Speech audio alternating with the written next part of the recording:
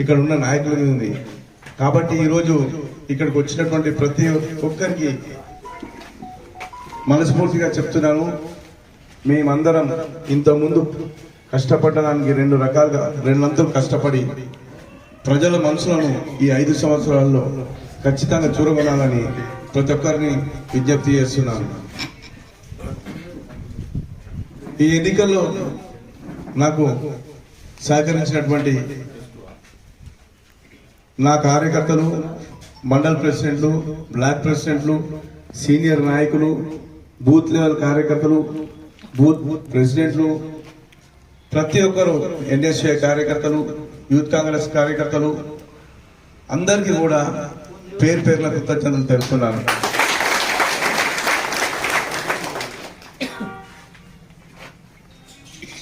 ఒక రకంగా